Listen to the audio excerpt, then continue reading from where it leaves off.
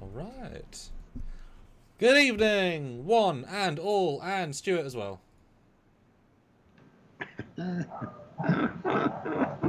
You're so funny. Thank you. I tried. Hi, everybody. Hi, Dr. Stuart. Alrighty. Isn't that great that's in our social consciousness? I can just react to that without even thinking I'm going to say that. I just sort of say it. Indeed.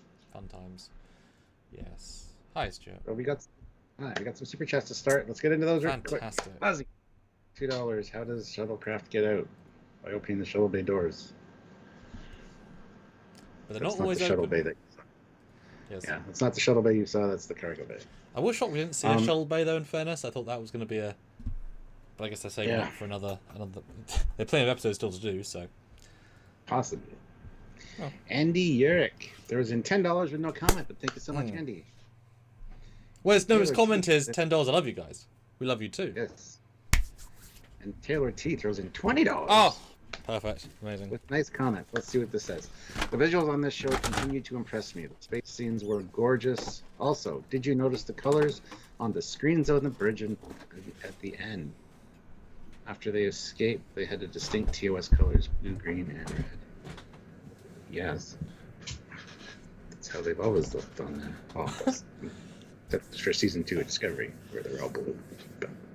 But I definitely like the lack of shaky cam and the clearness of, at least when they're not in a very giant gas cloud. Whether in the gas cloud, it's kind of hard to see what's going on, but yeah, they're definitely doing more classical visuals. I mean, talk about that black hole. It's like, oh, that's oh, what a visual treat, eh? Mm-hmm. Oh, yes. And Kit10K throws in $10 into PayPal and says, it's a beautiful day outside, grilling kebabs on the grill and watching Trekyards. This man loves the grill. This man loves the grill. Fair enough. And Captain, I've hit the like button and cannot hit it anymore. Yes, well, everybody hit it just once. Yes. Please. Appreciate it. Yeah. So we're here today to talk about episode 4 of season 1 called Memento Mori. Now, what does that mean, do you think? Because I don't know the context. Well, memento is like a memory, and Mori, I'm not sure. I'd have to look it up. Okay. Let me just look it up. Translate that shit. Yeah, okay, I'm going to start a new poll straight away. See what you guys think. I don't want to... Oh. Memento is memory, and Mori is to die. Well, there you go. So yeah, a reference to Lon's flashback, I guess. I don't know. Well, and just remember the fallen. Remember the fallen. It's like a remember the fallen. It's like a Remembrance Day thing. Plus, it's also Memorial Day weekend this weekend in the States. So. Ozzy, though, throws in $2. Rest in peace, Enterprise Catwalk. They'll build a new one. They literally replaced the front half of the saucer. They'll get a new catwalk. It's fine. Oh, yeah, but why couldn't they build a catwalk out of those doors, Stuart? Those doors would have taken as blasts. Make the whole ship out of that shit. Sean O'Sullivan, €2. Moving from topic to topic. No one had the chance to interrupt. It's really quite hypnotic. Yes. And he just kept talking in one long, incredibly unbroken sentence, moving from topic to topic, so that nobody had a chance to interrupt. It was really quite hypnotic. But speaking of interrupting, though, guys, we are in a bit of a slump right now. So any super chats this week especially would be phenomenal. We'd love to hit at least our minimum. So some more tens would be phenomenal. So the title essentially means "Remember You Must Die" or "Remember All That Lives Shall Die Too." So there's different, all it. Good. Made me think of a Stargate episode, though, the name. A little bit, yeah. So, Stuart. Yes, sir. Good question. What do you think of season 1, episode 4, and, given that we both watched it and reviewed it, straight after watching it, without even letting it sink in, because we're like, very much, probably to our detriment in some ways, because we don't have time to think about it. That's why it's fun. It's our time capsule. What do you think? And was it different, or especially was it different in multiple rewatches? Yes, the Top Gun 2 was really good. I really enjoyed it. Obi-Wan Kenobi, fantastic. Yeah.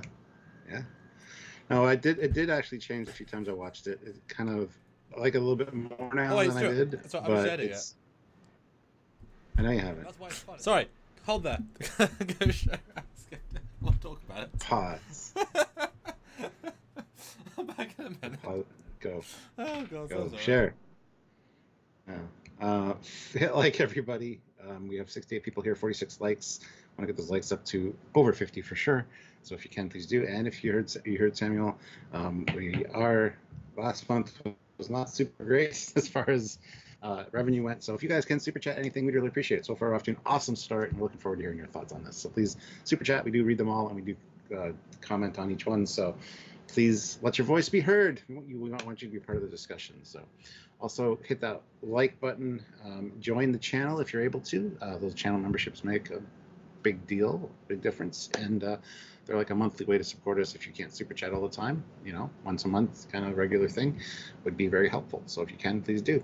Also, don't forget you can help us on a monthly basis over on Patreon/Trekyards. It's another way to help us or help yourselves. Look in the description down below. There's affiliate links for Eagle Moss and discount codes. You can save yourself some money on ships and the like.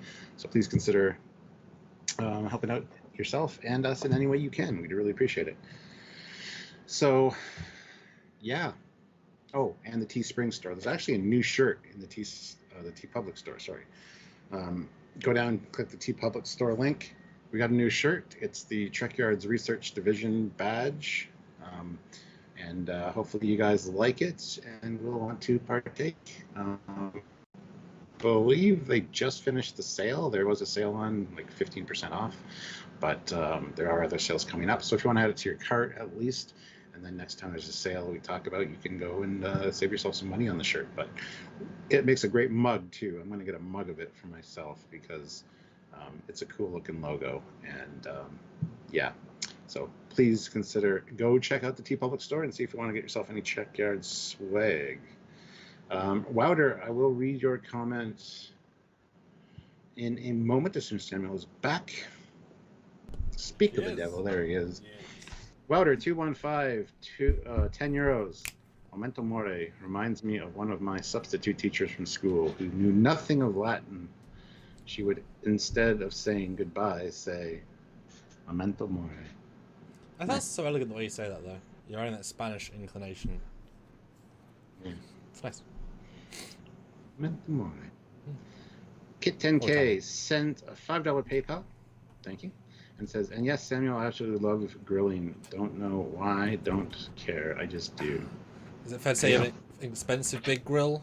Because, I mean, grills can get pretty elaborate in their sort of amazingness. Yeah. So, Stuart, what are you thinking? Contrast the last play episode. button on what I was saying. Yeah, it did kind of change a little bit from the first time we watched it. I like it a little bit more now. I just kind of tune out with the number one storyline and stuff. But I mean, the Hammer and Uhura stuff's not bad, and the rest of the story's really good. It's still not my favorite from this season by any means. I still think I'll rank it number 3rd out of the 4. But and we'll see if your score reflects that when we get to the end. Yeah. Yeah. And I forget what I've scored all the other ones. So hey. But yeah, it sits a little bit better with me now, a little bit differently. So yeah, that's kind of where I stand. How about you?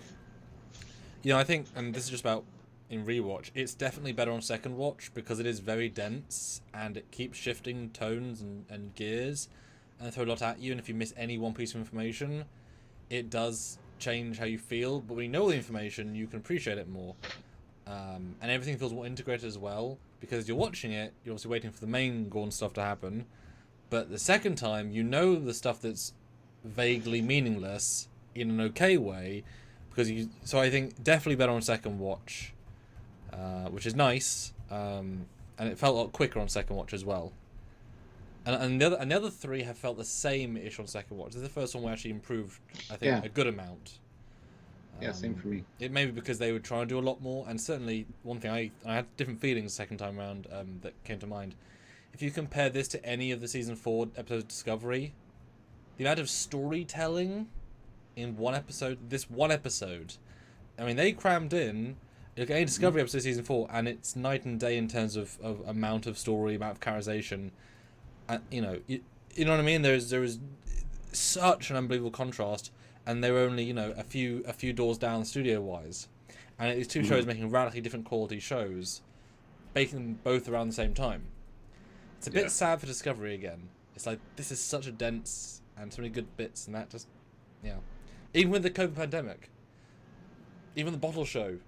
I said to who I was watching it with that you don't even felt the pandemic because they had these group shots, they had these moments where they had people that didn't even feel like a limited on cast. So, achieved a lot of boxes actually. Yeah. I mean, Discovery would have turned a whole episode into the Una story. Oh, she got injured and stumbled into sickbay and da-da-da-da. That would have been a whole episode. It would have been dragged out. It would have been like, oh, nobody cares. Anyway, let's see what we got here. Matthew DeFreitas, $5. Meh episode for me. Tired of taking concepts from other Trek and calling it new. Star Trek's always done that, though. Anyway, I also give 0 shits about La'an's trauma. La'an's trauma, sorry. Do your job. You're an officer. I know. She was very, very much more... I don't know. She just rubbed me the wrong way this week. Whereas I think when she did have to jump into duty, she did very strongly.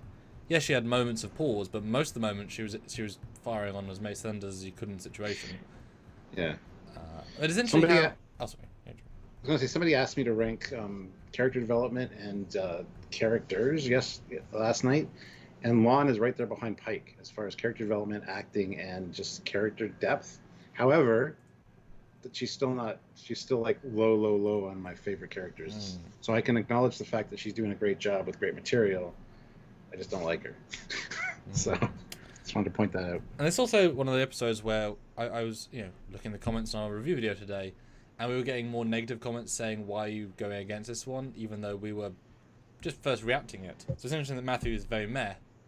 Looks as if, because if anyone thinks it's like a 9 or 10 out of 10, people who have some slight problems with it look like they're the bad guys, even though I doubt we're going to give it either of us less than a 7, which is still very respectable.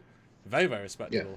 So it's fun then to see Matthew be like, meh, because, it's interesting to, those comments always rub you the wrong way when you're like, but we're trying to be fair, because if you always praise everything, what's the point of reviewing it?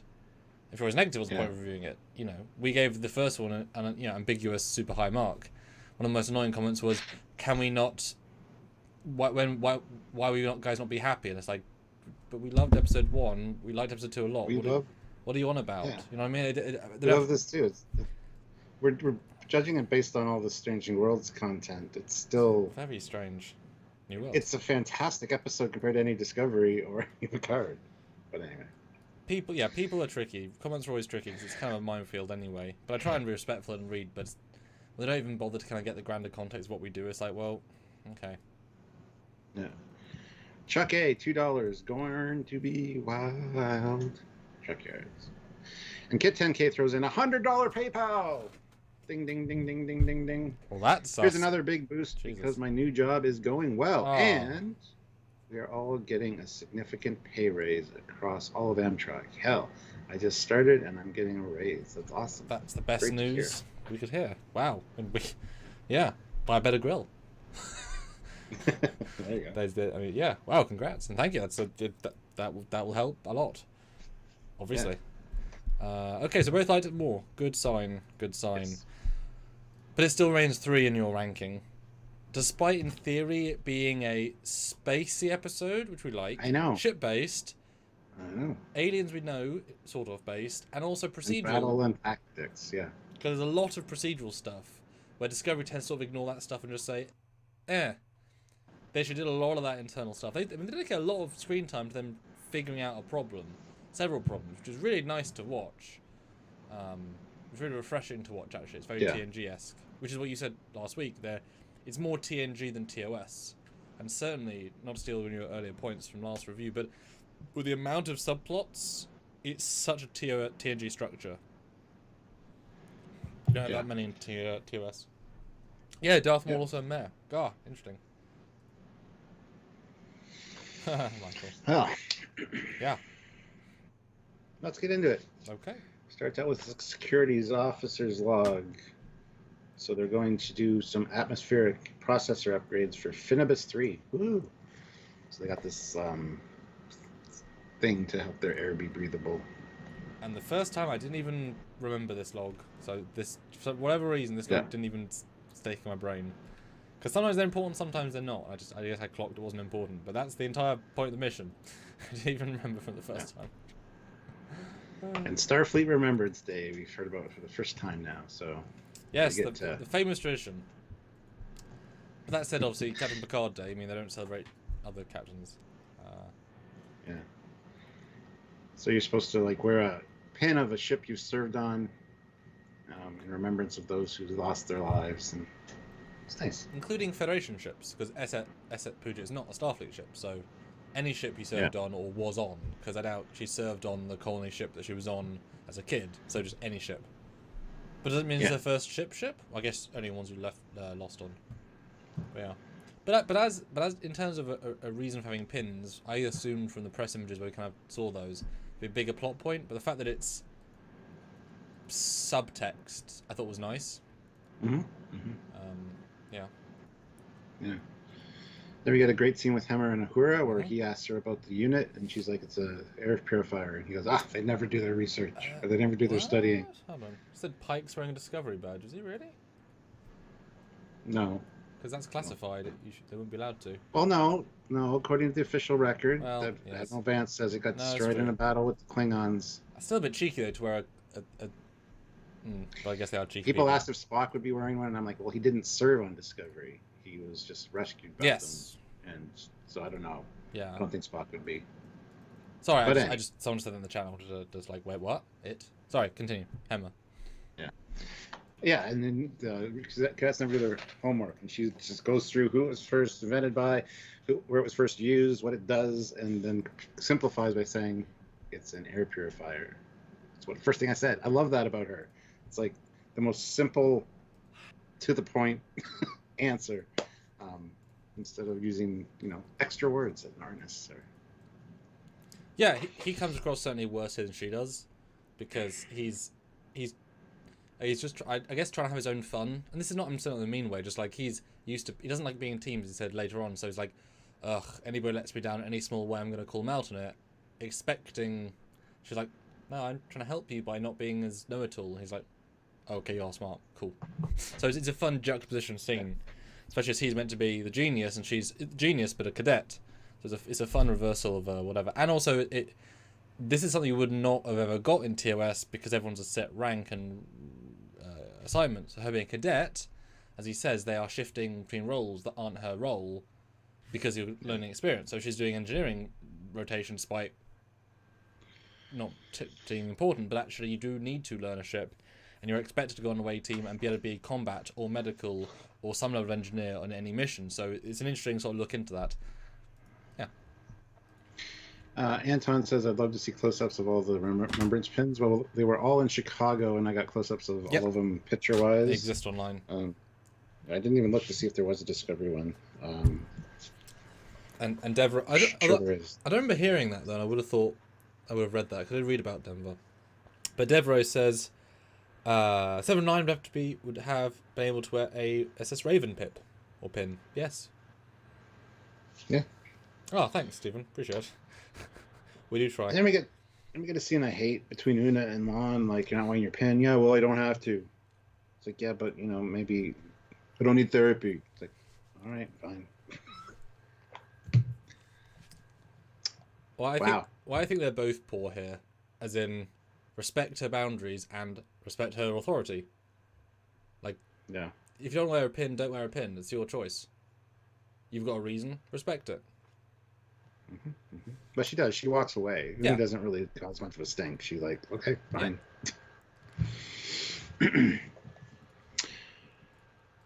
So they arrive and find out communications satellite is down. Don't know whether it's been destroyed or if it was an accident or whatever. I'm just going to linger on this screen cap for a second, Stuart. Just going to linger on this for a second, and everyone just appreciate that. Oh, Nyango, what pin is Uhura wearing? It's her first ship. Yes. Very true. Jelly beans, Stuart. Jelly beans. Wow. Just, for those that said they look stupid, well, here they are. They look fantastic. Yeah. Um, yeah, so they prep a landing party to go down to see what's going on, and we get a beam down. And this is kind of awful, actually. It looks like a rushed evacuation, and then we see signs of a skirmish. And then we see like blood trails on the floor, which not great, gotta say. Yeah, this was a weird one for several reasons. It felt very much like they ran out of budget here, because it's the way it's shot. You don't really get any sense of scale, and I get the feeling, is it on the LED wall, and they've just darkened it, because that might be cheaper. Because the way there's like a shot where you see the background, it's like, is that just the wall? I don't know. It's so brief. But what annoyed me the most is that they all had their weapons on kill. If you're going down to a place where who knows what happens, you're not going to kill the things that might have done it. You're going to stun them. Who ordered kill? Guys, come on. AC Andrews, yes. On my second rewatch, I did note that they do make a point of saying that the medical supplies were hit as part of the did point out explosion. spoiler review as well. Didn't notice it the first time though, so that's why everything's hit, Stuart. First reviews are interesting because we learn more in our subsequent walkthroughs, and then we do these complete breakdowns. So, thank you for pointing it out, though. But do you know what I mean? They're all set on kill. Why? Don't shoot the dudes on tact. Stun. They should know better than that. That's not very Starfleet. Then we get an unidentified ship, which bugs me to no end because it's a Federation ship, clearly. With an IFF. Probably an older cargo vessel, but it would also have IFF and also a registry on the hull that you can zoom in on. Like 9.5 times out of 10, you don't set out of a ship. You set out of a ship, zoom in. It's the SS Baratak. Like, it's weird they don't even. I try to work out for our video coming up. Does it have a name? Hasn't got a name. They don't ever find out. It's just ship. So it's very, very, very, very small note, but good. And also, this is why this is why window not useful. They have to zoom in because the window so far away, can't even see it. Effectively, just saying. Well, the window would have an overlay though. You could zoom in on, which they do. Discovery has, so yeah, I'm just saying it's window that's useful. Anyway, we get this professor that hails them and says that the ship has overextended itself. There's a lot of people on there. It is a small ship. We do have a breakdown video coming out on it. And it's not very big. So I love that she said that the life support systems are just being taxed. So they try to beam people off, but they can't because it's used for hauling radioactive ore. So the hull is transport resistant. Well, it's very important. Maybe use that around, sensitive areas of the ship so that people, even with their shields down, can't transport. Anyway, whatever. Moving on. I don't know if I've actually heard of that before. So is this a first? I think it's the first time we've heard something like that. Because that's a game-changing device. It might have been referenced in Voyager for the Malon, toxic. Well, no, it was the toxins that stopped them from it. It was directly the waste that was. It was the chemicals, not the hull. Okay. Yeah. I was just saying it might have been mentioned or something on one of the Malon ships, but that's the only thing I could think of. Because if this is true, I mean, it makes sense. It might be, like, I would buy it if the material is too, like it reacts to air or people that it kills you, but they still have that for bases. Just have other layers of material in between. But they say it so casually. And Deborah says before transport improvements. I guess? Sure. But this is going to be an older freighter. But they just said in the last episode that they just upgraded the transporters in dry dock. So these are the newest of the new transporters for this era anyway. Yeah. I understand. Like TNG ones would be able to beam through perhaps. Yes, I get what you're saying. It was just a weird note because that now I could now write that into a fan film saying, "Oh, we've got transport resistant bulkheads." Wait, do you mean you made your entire shuttle transport resistant? Yes. Oh. Well, shit. I guess I'll sit here. Good luck. Yeah. I want other people's insight on this. When Pike ordered a deep space transport tube. I assumed that they were going to launch like a probe or attachment that's kind of like a signal enhancer to the hull to start beaming people out. A deep space transport tube. No, it's just the accordion folding gangway, which is neat, like we saw it in Discovery, but yeah, it's never really used again. Hand picture points out that the transporters can already beam magma 100 miles beneath the planet, but can't get through some plating. But no, I thought it was that was during an ion storm. They're having troubles with lock-on too. With limited power as well. Yeah, I assumed it was going to be some sort of pattern enhancer device thing, but these made sense from Discovery. They link into NX-01. I still think they're a bit antiquated to use, but it's a decent visual. And I like the directness. We're going to get them in. We're going to help them. In fact, rewatching Arena, this does feel closer to that, with having quite a distinct first act before it shifts, which does actually fit that style. Yeah. So I give him credit for that sort of juxtaposition-y style. Only this big like non-COVID scene where people are in shot, Stuart. Hide of COVID. Yeah. People are walking around. We also get the word that the place was attacked from the air. It looked like braining fire, and a loud ringing sound. So orbital bombardment, just like in Arena. And I didn't. Again, there's so much information, and it's a lot of it said in a very chill way. But she does say explicitly that she doesn't remember much. They got knocked out. I didn't get that first time, so I was like, well, how did you not know they all left? Because if sonic weapon is that effective to knock all humans out, the Gorn have another amazing weapon. Do you know what I mean? If you keep giving these people amazing technology, then how can you not counter it? Whereas just a hurting Sonic is different to a knocking him out Sonic. Small thing, but I didn't catch it the first time. Well, briefly, just that's why I paused in this image. I thought this the first time. This lady's in 2 scenes, and she's wearing the specialist medical variant, which is far more TOS, and wearing the tricorder. She could be, apart from the silver braids, that could be a TOS uniform almost fully. Yeah. I mean, that is like, I hope that's good.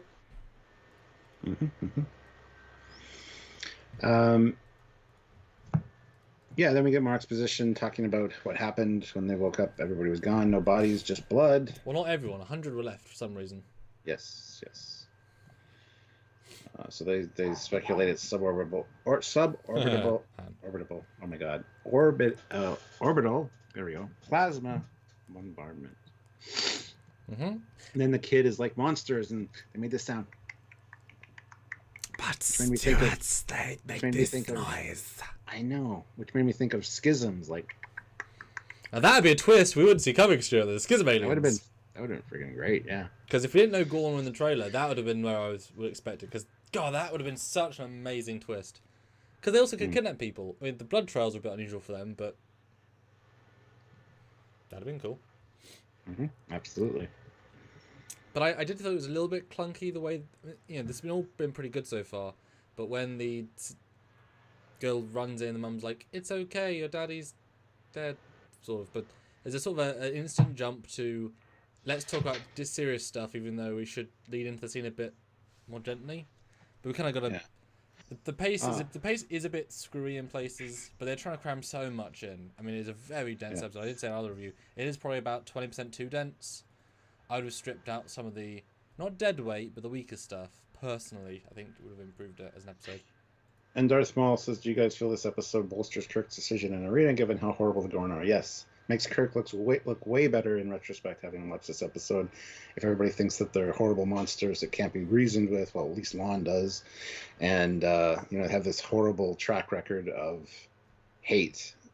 The decision of Kirk in Arena is much more poignant. Yes, absolutely.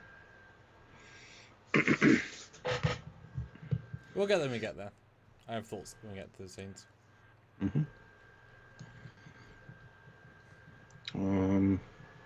Then something's coming in from the moon.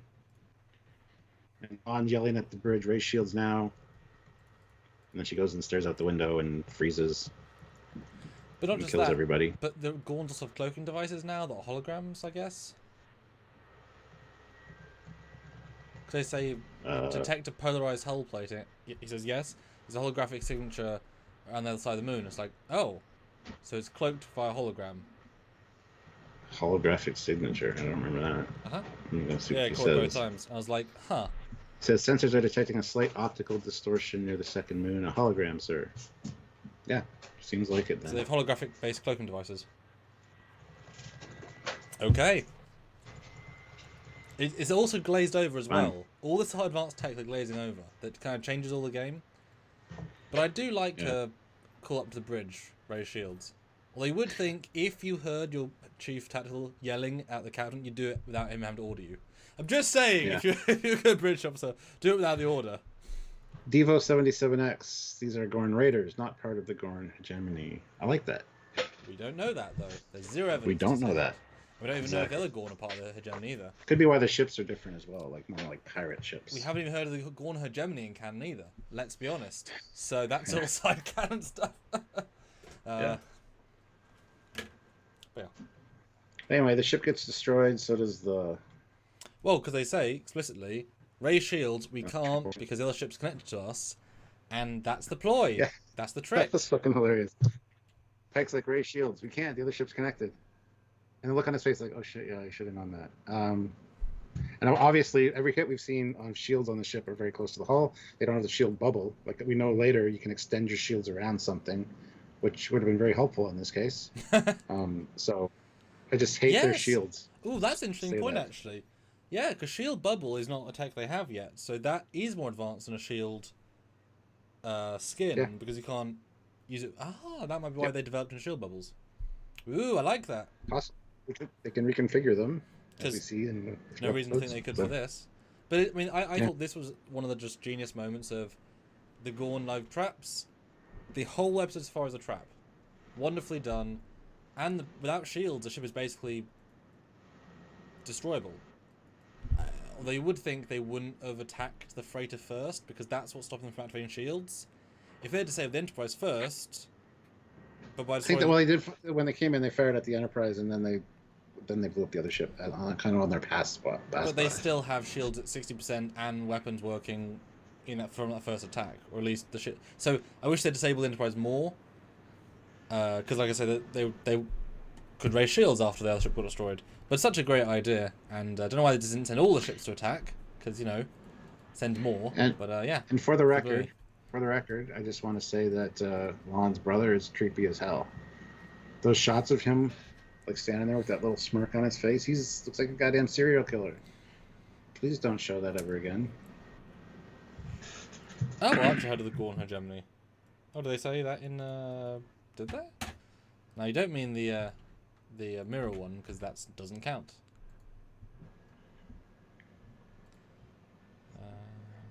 Let's see, 119 people here, 87 likes. Let's get those likes up to 100, guys. Hit that like button.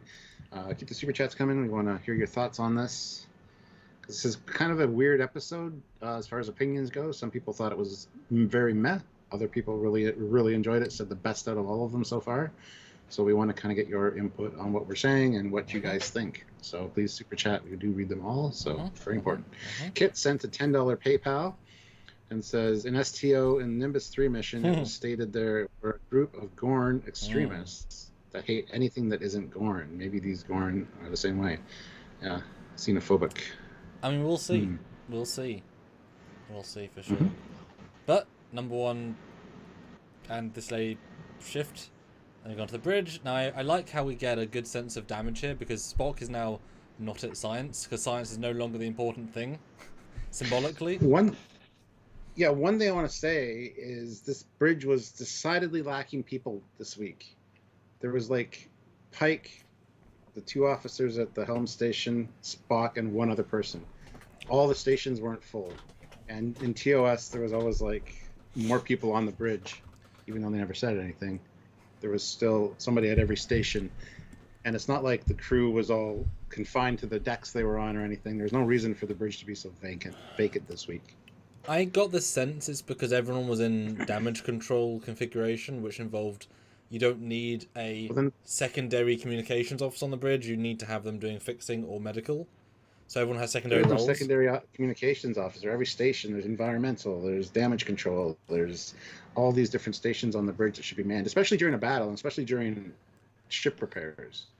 Like, it should be buzzing with activity. Yeah, I'm assuming they were either hurt or whatever. But I want to give them big thing of credit here, and it's they do not overdo the damage.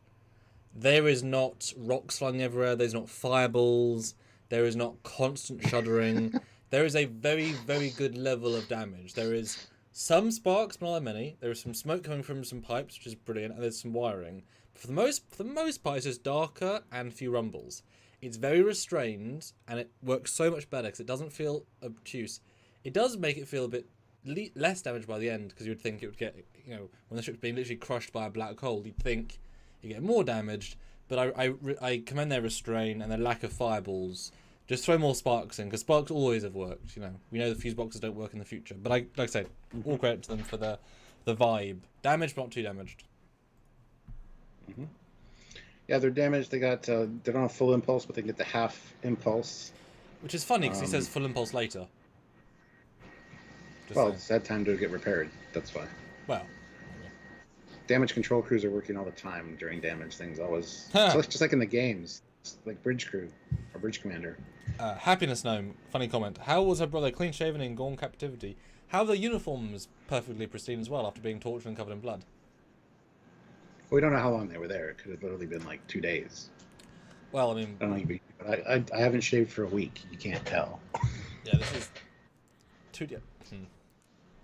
Although in fair, I would imagine in the future you can choose if you don't like a beard, you could genetically change your skin thing to not grow hair if you want. Maybe her brother also had that one genetic thing handed down that he doesn't grow facial hair. It could also be that this is her idealized memory of her brother in her imagination. So yeah, there is some subtle give there, but it would have been weird to see him with a big beard anyway. But I just want to bring up that comment. But I'm going to reset the poll though briefly. I asked the question: were you happy to see the Gorn today or this week? 69% yes, 11% no, and 19% meh. That's a pretty resounding yes. Yeah. George Mangrum, $5. Archer was told about the Gorn hegemony in Bound, the Orion Slave Girl episode. Oh, yes, you're absolutely right. Yep, good call. Thank you, George. See, I love when you guys help out like that. That's awesome.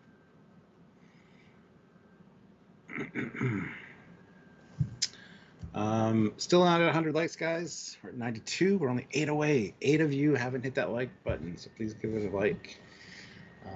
No new members as well. I mean, I wouldn't mind a new member or two during this live, so if you want to click that join button, at least look at your options. That'd be amazing. Those help out in more ways than you can imagine. So please do.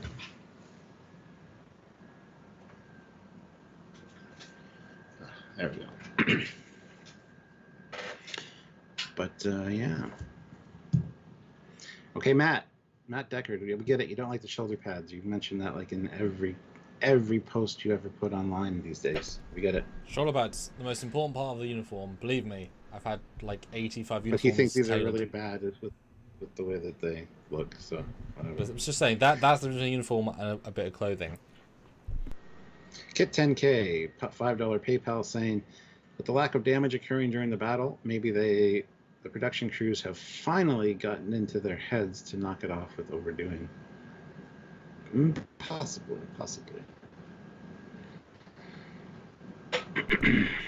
Okay, so read the poll when you see it. And it pops up, I will. There we go. Standards. Which one was your Very favorite much. episode so far? Episode 1, First Contact. Episode 2, Eggs of Fate. Egg of Fate. Episode 3, Una is a superhero. Or episode 4, Gorny People. That's great. More memorable than the actual name, Stuart, so... Yep, then we get back to Hema and Uhura. This is important because the device is working but volatile. There's no other crew here because you wouldn't call your engineering crew. The cargo door is open at 100% in the episode. That's worth noting. Even though there's no reason for it to be open because they're not going to use the door. Just saying. It just shouldn't be open. And it's even open during a black hole sequence, Stuart, because just like with time tunnels, you should keep one force field between you and a black hole. To wit, they also deactivate the force field. Yes, safe. All the safe. Well, they're not close enough to the black hole, so that would be a problem yet. No, I know, I'm just saying, but why is it That's the open point. now? Why would you have a cargo bay door open if you're not going to use anything? Because look at that visual. Yes. No. But things are kablooey. Let me get the whole plan of there's a brown dwarf star, right, getting sucked into a black hole. Let's get closer to that. Anything following us will have to do the same and be basically like the Mutara Nebula. The odds will be even, essentially. So. But the fact is they can't fight because they're going to have all the advantages right now, which also means that one of these 30-year-old or 15-year-old ships is as powerful as Enterprise, with only slight weaknesses. I'm just saying they're very powerful if it's offensively as powerful that they can't take it on. And here's too where Pike orders full impulse into that. Now I don't mean to say that it's been repaired in this amount of time. However, when he says he knows he only has a half impulse, I wouldn't say half impulse. If you only have half impulse would be a quarter impulse. Yeah. So it's just a funny line without realizing he means full of what we've got. Yes. So we've got 1/10 impulse. Yes, full impulse then. Give him impulse everything we got. Yes, yeah. That's what I would say. Yeah. Kit 10K, another $5, and says, just notice that when the Enterprise is hit, the images on the screens get fuzzy. And they kind of shift their color tone as well. Yeah.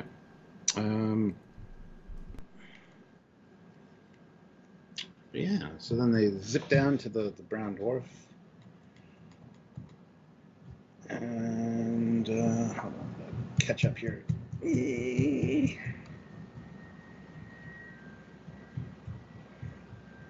Hold on a second, guys. I don't know what Sam's doing, but I gotta fix my stupid picture viewer thing. Where are we? All right, nice shots. The Enterprise.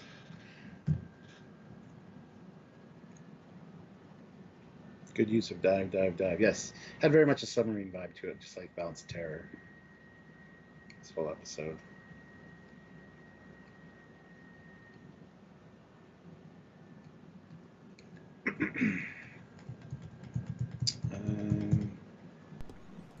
Oh yes, then we get Captain Sickbay and the cargo holds.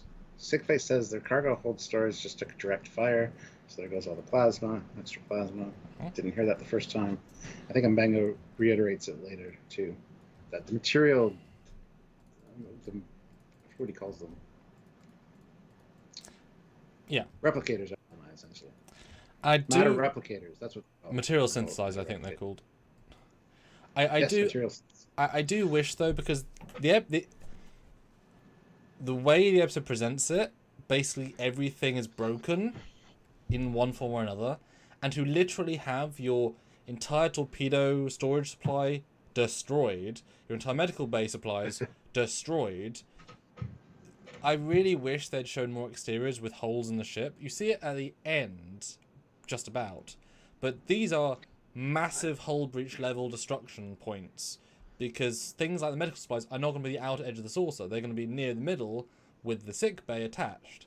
So that is a severe frontal damage, and they're really missing those sorts of exteriors because the ship feels fine, and so those things feel a bit, well, you're telling us things are broken, but now it just feels like it's because we need to not have them. Let's just say them in dialogue, when it just needed one more shot of there, you're going by and you slowly in the nebula and there's like a hole. Speaking of dialogue, I wish they would have said that the Gorn are targeting our stores and our whatever, right? Like, it just seems like random damage. Because clearly they're attacking their weapons. Clearly. They're all down. Yeah, all the torpedoes are gone. No, the phasers are gone too. Yeah. Outer 215, €5. Wait, so there's an M-class planet, moon, brown dwarf. Just didn't make it, and a black hole in the same system. Oh. They didn't say how much distance there was, but it sure seems like a pretty small oh my god playground for sure. Oh my god, that is the biggest plot hole of the episode. I don't think a black hole could be the same. Yeah, because black holes exist for millions of years, conceivably. So these people decide to make a home on a planet, a black hole, in impulse range. It could be a scientific research colony that's researching the black hole and the brown dwarf. But black holes also cause gravity. I mean, it didn't in this episode, but black holes should cause time dilation as well, which they didn't even try and establish in this one. Oh my god, yeah, that's They really should have warped in between, shouldn't they? Wow, wow. Oops. And we get Uhura and Hammer. And Hammer's hand is broken. I love how when they go to sickbay, he's like, the door's blocked, isn't it? Yep. Yep. Although I love the wood crate thing from the 21st century. Pallets. Like, that's just off the set. That's just like, just for back. That just made me laugh a little bit the second time. Yeah. Yeah. I do like the comm discussion, short. though. That was good. Multi-comm room thing. Oh, that was great, yeah. So anyway, if this thing blows up, the thing in cargo bay, it's going to have explosion that would consume the Enterprise in an atomic blast. Transporters are offline, so they'll send a team to dig them out. Which never happens, but just saying. Never even referenced again. Yeah. And then Pike's like, wow, it's hot in here. It's because of the ionic gas that they're in. And then, oh, here we go. Including sickbay. Everything is offline. My daughter's dead. Moving on. We're stabilizing patients. But without medical systems, it's basically just triage. And yes, 9 confirmed dead at this point. And the hit we took decimated our stock of treatment supplies, with no matter synthesizers online. There you go. We're going to run out. Perfect.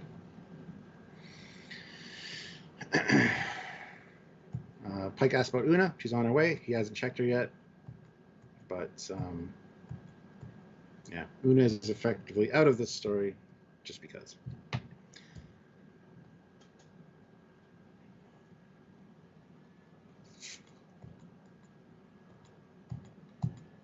Then we get the sickbay scene. Una comes in and crumples on the floor. It's like, oh my god, doctor. And then she's got very deep punctures to her abdomen, but with none of the surgery bays online.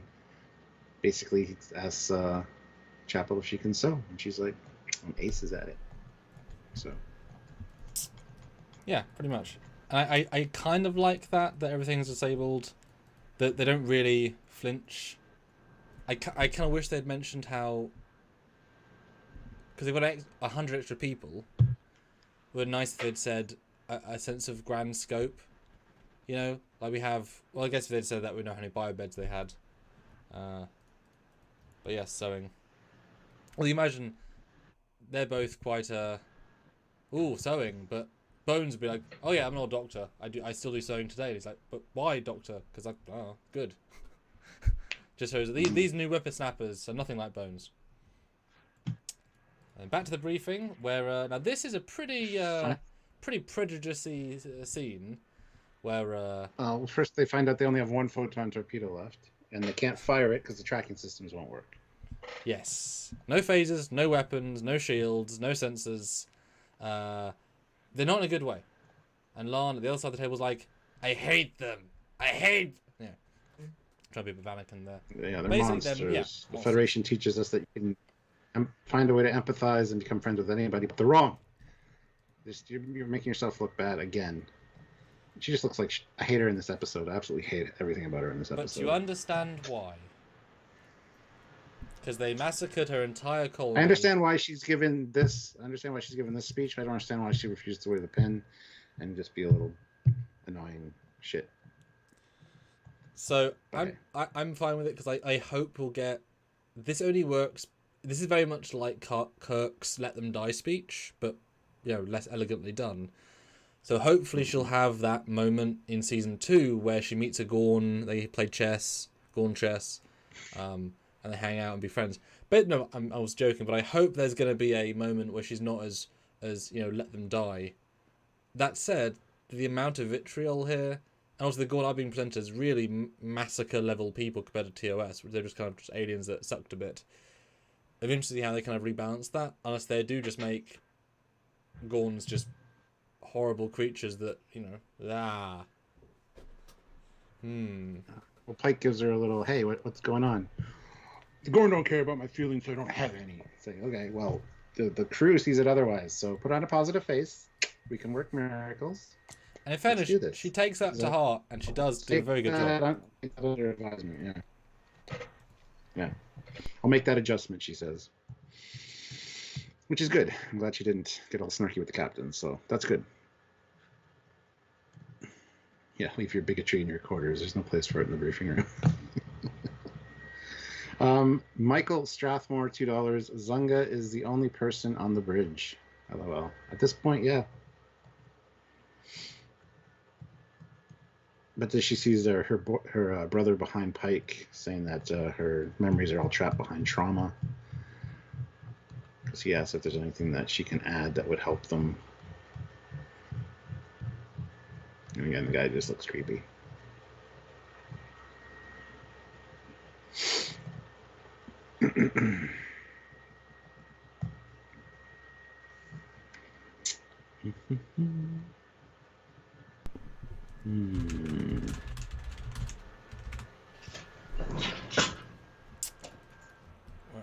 Yes, creepy kid, yes. And then we get more of these. I do think all of the middle Hema scenes with her are super redundant. First time watching, I tuned out every time we cut back to them. Second time, you realise they're so minimally important to the grand scheme. The only good bit is the Anar conversation, which is right at the end of the sub-arc. But this, I think, should have been stripped down, like, cut out 3 of the 5 of these scenes, personally. I just don't... Well, it's such a TNG scene. It's such a TNG scene. It's like Data... Well, no, it's like Geordi being injured and having Troy fix something in engineering. Well, there is a scene where Beverly and Geordi work together, but they're always done better. Like, yeah, I just see this and think it's just less well done of anything we've seen. They're not good scenes. I wish we could skip them, you know. I will. But then Spock gives a suggestion. And he comes up with Wrath of Khan graphics, Stuart. Oh, but getting creative, yes. Wrath of Khan graphics, and they are beautiful. Well, it's a tactical display, but yes. Oh yeah, but they're using Wrath of Khan. They're beautiful. Although you do think if it's this easy to make sonar in space, radar in space, this would be useful for every like Mutara class nebula situation. Because if it's this easy, well, no, this is just around a brown dwarf star because they explain that the nebula would be a little bit different. Yeah. But it seems like a very useful thing. Yeah, the oscillations in the atmosphere in this particular anomaly would just the computer detects those automatically. But I guess different nebulas and stuff would be different. So yeah, but I think the low-key graphics, you should give all the credit here. They're not holograms.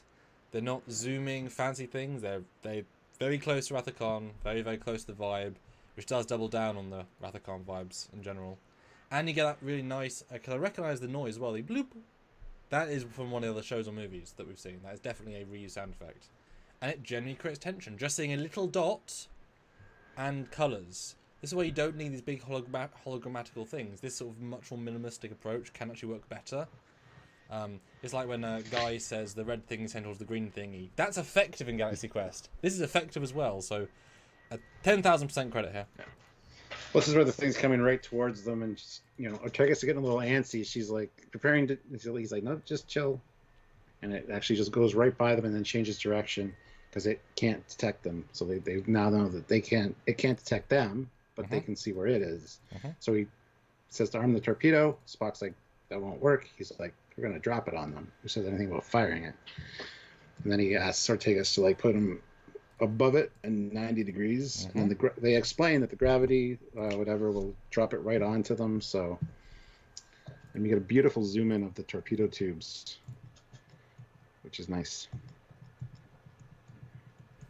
and some good visuals of the ships like kind of going around each other. 5-0 Charlie puts in $2. La'an seems like a less mature version of Tasha. Yeah. Seems like Kamina Drummer from Expanse. Or even Kira. But like a little bit less refined.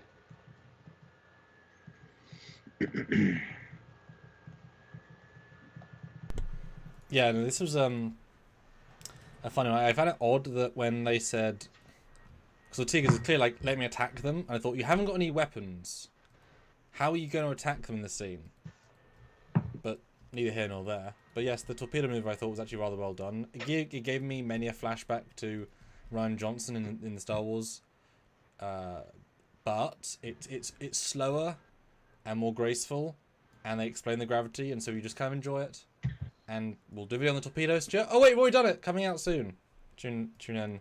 There's a video coming about the torpedo, but they dropped the Tron torpedo. Don't launch it. They drop it. But we don't. They're very see anticlimactic. Oh, it destroyed the ship. Yeah. We don't hear an explosion. We don't feel a rumble. No, you do. There's a very tiny hair explosion. It's very, very minor. It is there. It's very minor. Really? Mm-hmm. I've watched this 3 times now. I've listened. I haven't heard anything. Very, very minor. There's no rumble, but there is a sound. Okay. That's good. But I thought for sure that was a trap. And then you hear like the ping, beep, ping. 2 more are coming in at this point. Yeah, I was convinced a larger one. A fake thing. Why is that one so much larger than the other ones? And they even said they sacrificed the ship to find out their location. Yeah, I was expecting a slightly cleverer plan, although it does show that 2 times now in the episode they destroy Gorn to be their own ships to be on the safe side, which is another sense that they don't value their own life. Because seriously, yeah. Guys, we are at 111 likes and under half our minimum on Super Chat, so really need your support here with 1 hour left. Help us out. Throw in what you think. Some 5s, some 10s. 20 goes a very long way. And vote in the poll as well. And yes, Matt points out that I will counter. Stuart, with 4 in, we haven't seen any dots yet. Thank God. Just saying. They should get credit for that as well. No dots. Yep. Michael Strathmore, $2. If only Pike or Spock studied Lorca's Gorn intel. Yeah, Lorca had a Gorn skeleton, man. So he's seen the Gorn. Well, yeah, presumably went in and just killed one, yeah. You know, well, he knew where they were hiding. I guess that canonizes the way that Gorn look in this universe, though. They're going to look like the Gorn should, so, hey. That was an Easter egg, who cares for them? It will be their vibe. Yes, big ship, and I'm sad that we never got a clear view of the ship. I've since seen some concept arty stuff, and I sort of understand its shape, but it's very hard to discern from this. You could see it very clearly on the display of the shuttle. It had like it said Gorn Destroyer, and you got a side view of it and everything. Right. It looks like a scorpion tail. So easy to miss. But yeah.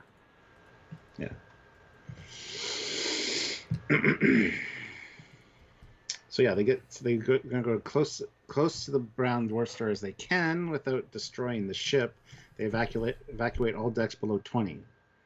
Now this interests me because depending on canon sources for the Enterprise, there's anywhere from 21 to 24 decks on this ship. They do mention deck 22 later. Deck 22 was breached, so it'd be interesting to see exactly how many decks this thing has. But it's oversized, so we know lots.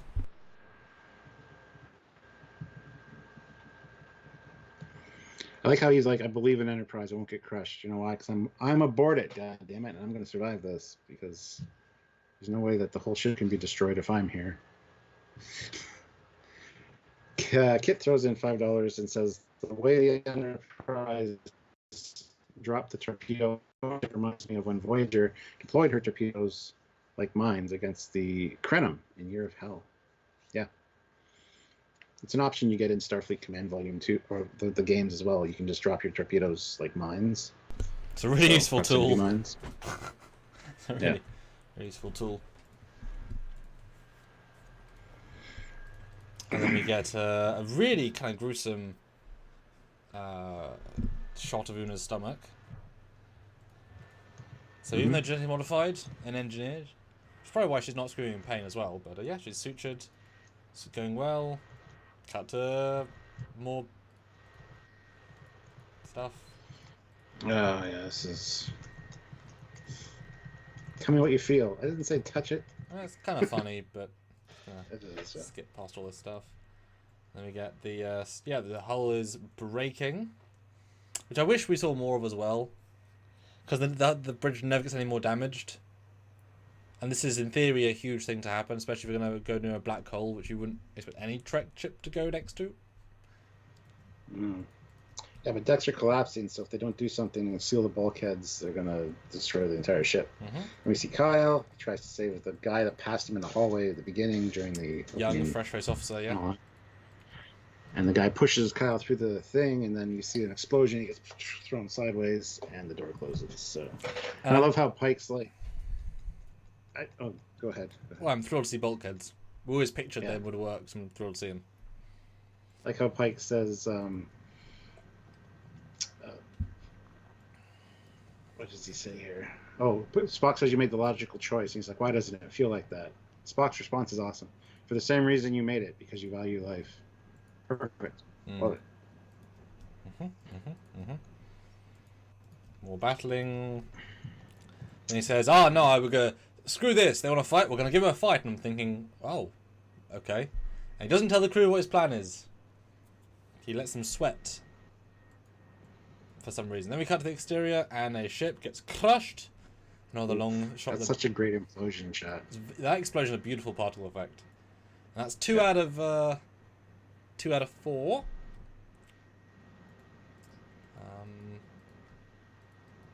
But still more to go, I guess. I love Pike's reaction to it too. Like, see, it appears the Gorn ship couldn't handle that, and he's like,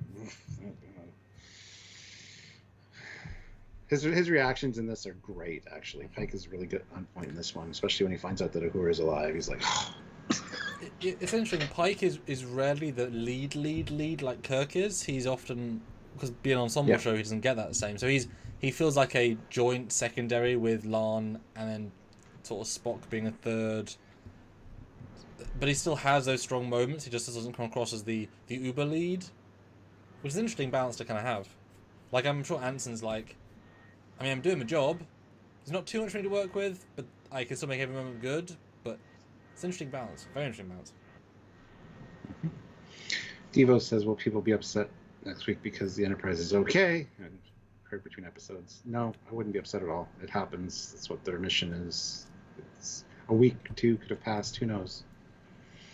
I'm torn. If they are, they might say we've been at dry dock for 3 weeks, 4 weeks, great. Or we assume it's been 6 months later, or they are damaged. I mean, it could go anyway. I mean, they built the model to be damaged, so they have that as the asset, and just for 2 shots. So we'll see. We will see.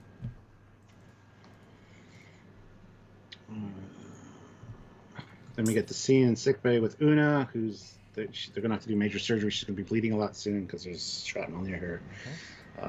One major artery. And there's no plasma left. The other person needs it. She says, give it to them. That's an order. And she goes under. So, don't care. Let's see. We got some super chats here. Doc McGillicuddy, $10. I wonder what the Gorn think we taste like. Or if Eat Us is like a fine red wine. Probably think we all taste like chicken. Everyone's chicken. Good tea. Nice house. $5. Samuel, what are your thoughts about the visual effects? The explosion of the Gorn ships looked amazing. No, the explosions are actually excellent. Those things are doing well. I can't judge these too much because they're specifically in a dark environment. So I look forward to seeing them in more bright environments. They're definitely better than Discovery and Picard, the Dark Picard. But Lower Decks and Prodigy still look much nicer. But yeah. Eric Skelton, $5. It's interesting to see that Pike isn't a natural battlefield tactician like Kirk is. Doesn't take anything away. The two men are just different. Absolutely, yeah. That is true. Yeah, I like that distinction, actually. Yeah, he doesn't come across as the leader in the situation. Everyone's giving him ideas and he's working with. Yeah, no, that's very true.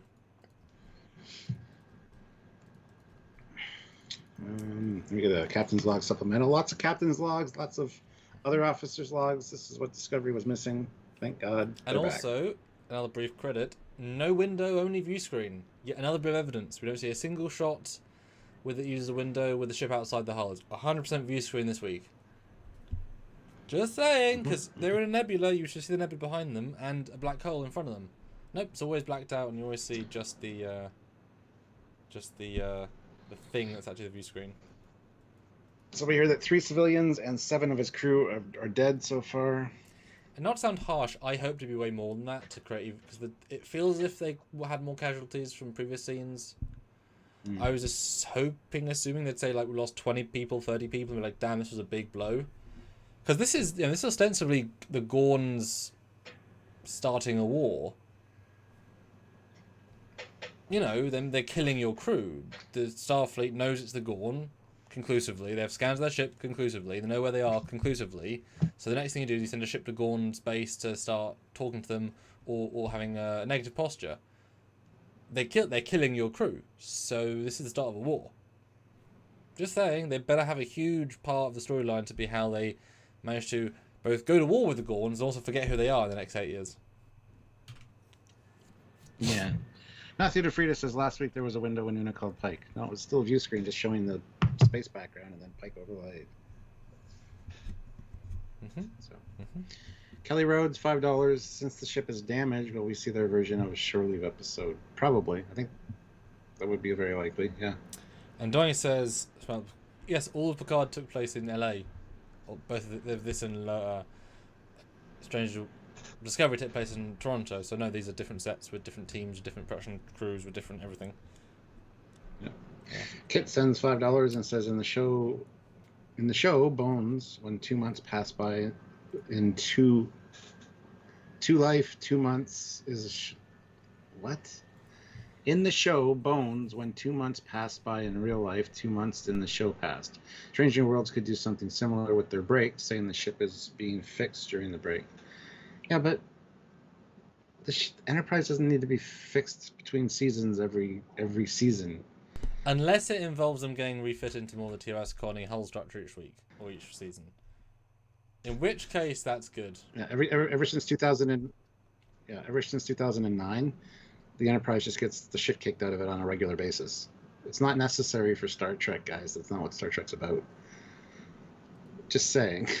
This show's even guilty of it. Like, it keeps taking a pounding. It's not what it's about. Anyway.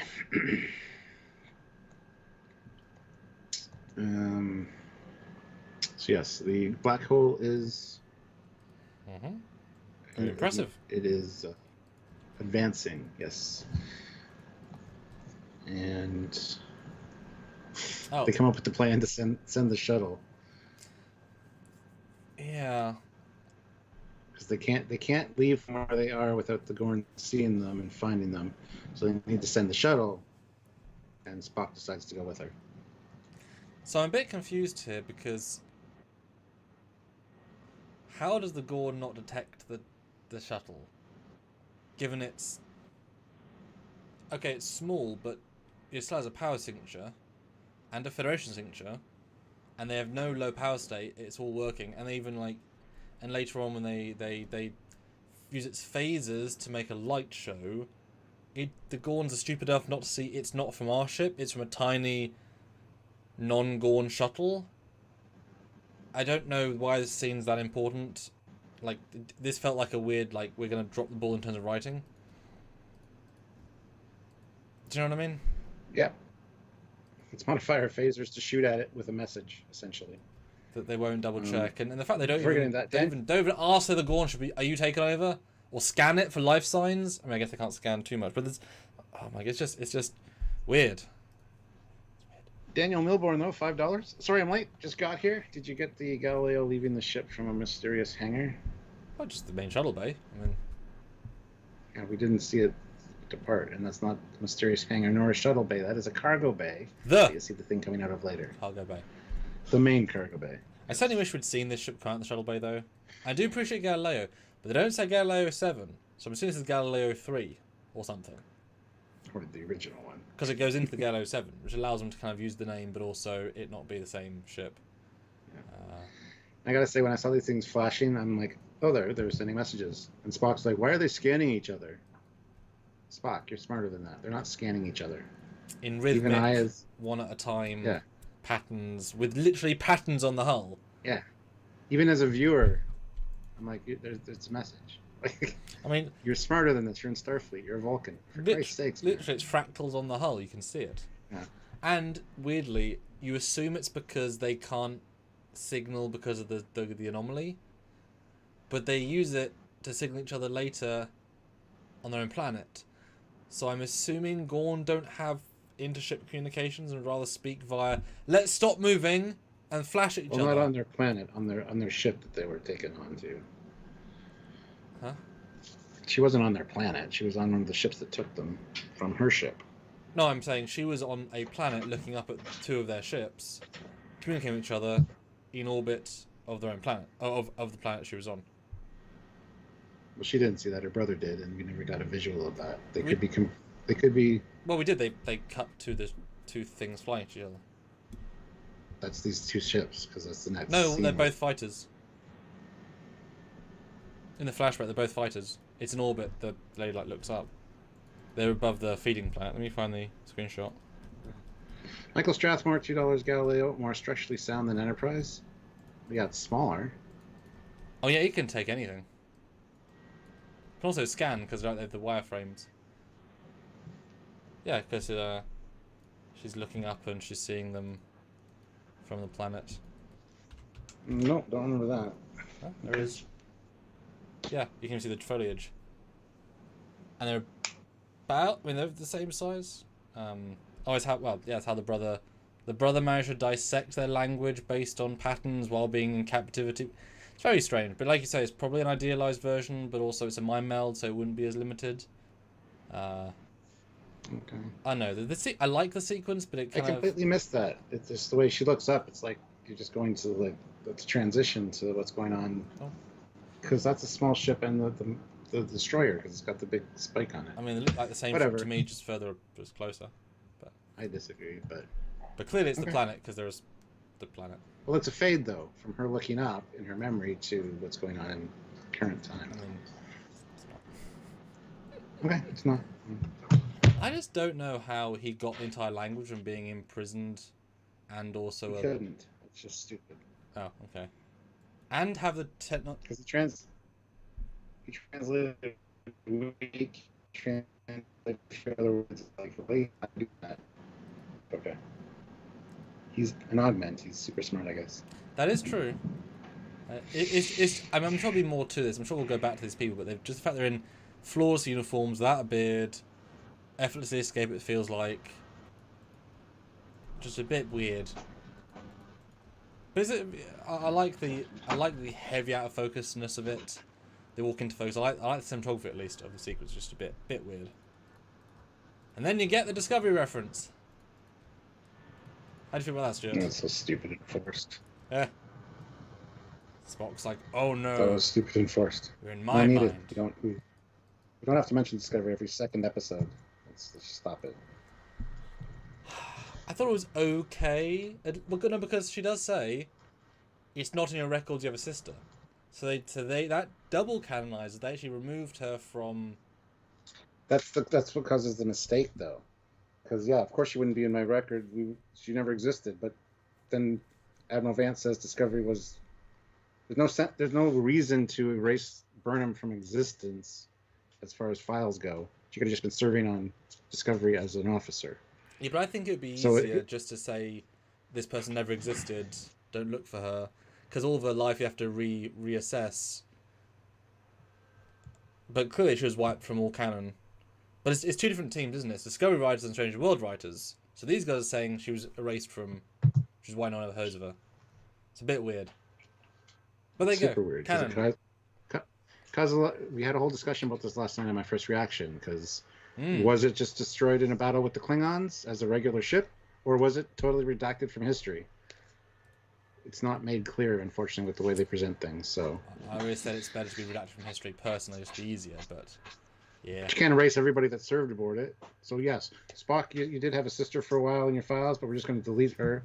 Stamets never existed. Except one of them shot after them. Lorca as captain never existed. So yeah, we're Well, just. no, gonna... he died. Well, Lorca earlier. the person though. Yeah, but he died before we got Discovery. In that anomaly thing.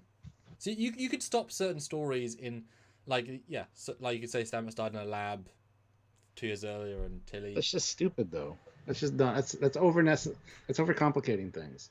Just say they all served on Discovery. It wasn't a special ship. It just got destroyed in a Klingon battle. Moving on. So you don't have to.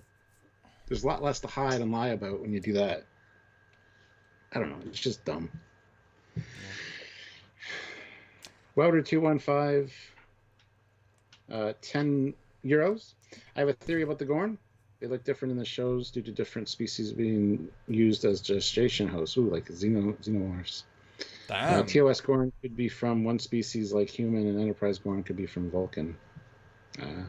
Cool. Damn. Or Powerful. just different regions of their own planet. Yeah. It would be weird to have them all be the same, but just like Klingons, which then see the classic Gorn and the old Gorn and the new Gorn. I'll be back in a second. Kit 10K, $5. Her brother could have been good at languages. Maybe that's how he translated it. Well, yeah, that would be the assumption for sure. Still doesn't make a whole ton of sense, but this whole flashback thing is kind of silly in my opinion.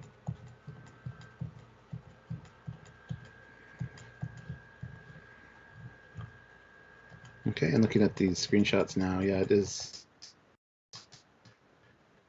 just above her. I will admit that I did not notice that the first time, so that was flashing back to what was currently happening. And I have to wait for Samuel to progress the picture, so hit that like button, guys. I don't know where he went, but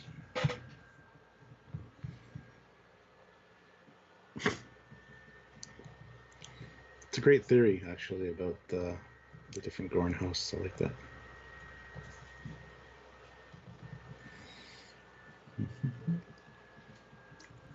All right, guys, hit that like button. If you haven't, keep the super chats coming. They're doing really good. Nobody's joined the channel yet, so if you want to hit that join button, we'd appreciate it. Take a look. Just hitting it doesn't make you join. You hit it, then you see the different options, so you can always close it, and you don't have to join. Don't be afraid to look at it. Click that join button, see what the options are.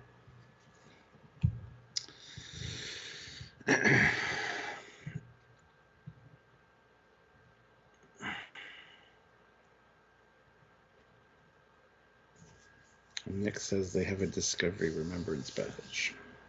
Now let's take a look at my pictures from Chicago, because they had all the Remembrance badges there. I thought I remember seeing the Discovery one, but I wasn't sure. And no, Ozzy, it's not Dot. It is actually Precious, so...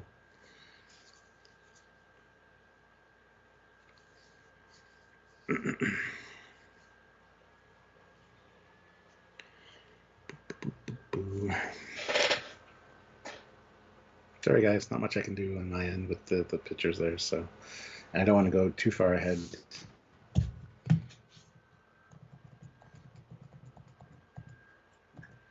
Because Lon gets an idea, and then we'll go from there. Shuttle, like bridge, too big. Yes, I do prefer the size of the shuttle, though, to the TOS one, honestly. Even the layout's a lot better with different consoles and stuff, but... Hello there. Hello. So what do you think of Lan's face when she manages to get them to kill each other? Because it's like a sort of face. It's good. It's very revengey. A little bit psychotic. Yes. Yeah. I actually missed it first time. I thought it was a different face, but second time I'm like, oh But yeah, no. I like the plan. Yeah. And like I say earlier, it shows that the Gorn will sacrifice each other, even if just the chance of there being a problem is interesting. And back to Uhura. Now you get a. Is this the Enoch conversation? Or just the? Yes. I see. That's a good conversation. I thought you guys were pacifists. How does that even work? Mm-hmm. I actually want to be a botanist, but then he's like, I will not fight for Starfleet, but I'll defend its ideals. With torpedoes and faces. Fight for them. Yes. Pacifism is not passivity. I like that. Mm-hmm. But yeah, it's like like having your cake and eating it too, dude. I don't know.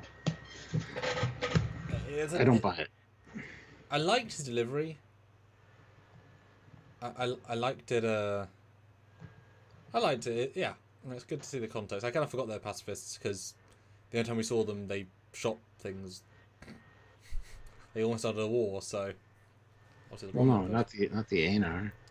Yeah, the Romulan guy. He was in charge of the, ship that destroyed loads of ships. I know he was doing it for the Romulans. I know he was lied to, but I'm saying the only time we've seen them, he wasn't a pacifist. He did lots of blowy uppy. Enterprise. Yeah, I know, but it's not like every No. Enar is like that. This could be a, you know. Yeah, I'm just saying that's the only time we've seen them, so therefore my brain forgot they're But he, pacifists, is all. but he was also brainwashed, the Mm-hmm. dude that was in Mm-hmm. control. So Mm-hmm. But you don't need to be a pacifist to be not mean. But anyway, the gas is going worse. How do you feel about flying through it? Bad. Well, let's do it anyway. And use an old-worldy metaphor, which I like. Who gets? I like who gets in the scene. It's quite fun. oh yeah, what does a snake, a possum, and whatever have in common? Yeah. It's a good line. Mm-hmm. Oh, this gravitational redshift. So it'll look like they stop just outside the black hole, then they're going to blow up the thing. Mm-hmm. And there you go. I've asked Emmer, did you guys have UV suits? I'm afraid to ask why, but yes. And I guess the planet that's relying on this air purifier before all this bad stuff happens is just going to be shit out of luck. Well, I mean, the Gorn killed their entire population, so I mean... No, it's a different planet. They're on their way to a different planet. She says it at the beginning, and this planet's not the same planet. They get this... Why were they going to this planet then? Don't know. Oh. Is it for this planet? I didn't think it was. I thought it was. Because that's the mission log could and they be. get to the planet. I guess so. Don't know. Not clear enough to me. I guess I'm stupid. It's a very dense episode. We missed a ton of stuff in our first watch. But yes, they're going to drop it. They're going to do a maneuver. It's shocking how effortless it feels to skate a black hole to which you'd think would A, cause time dilation, and B, kill them with gravitational. Because if this ship can survive a black hole, the Enterprise D can bloody... I should do a fan film where we just like literally sit on the edge of a black hole, because of course they can do it, you know? Imagine what bloody Voyager J can sit in a black hole. You know what I mean? So it was a little bit too effortless, especially as it was very, very damaged. It was super easy, Stuart! Yep. Not right. Barely an inconvenience. There you go. Then we get the Enar scene again, and the antennae do fold down fully. Which I was surprised about. We don't see it happen, but sure. Yeah, but they didn't disappear. But it's useful. It means he can do like a drag stars tuck. Antennae can tuck without visible lines. You wouldn't want to develop a whole new spacesuit just for races that need variations. You'd want to work around that. So it's useful to know he just wears a normal suit because useful. He says she gets good marks because she's done good. This will officially be the Pike maneuver if it's successful. I love he doesn't even respond to that really. Which I think it's actually listed in one of my books. Ooh. Yeah, he's eyes closed, gearing up for his speech to the crew. Yeah, he's not. Normally he would take pride in that, but he's not allowed that in that moment, which is fun. Guys, 129 likes. Let's get 150, and at least another $50, if not more, please, guys, if you can, as we're getting near the end. And vote in the poll. It is not that close, but I'm surprised so far. So we can get 180 votes. Love the force fields around the sickbay beds. That's kind of cool. Which shows they're repairing all the time. Ooh, what an action shot of Pike before he gives the order. Then he gets this really weird pan out, but luckily not past the ship via the window. I was very scared they were going to go through the window and see the window, but no, they stop. The Enterprise comes out. And the alien ship does nothing. Doesn't pew, doesn't tractor beam, just sort of lets it go. I was like, why? You want them for breeding, but okay.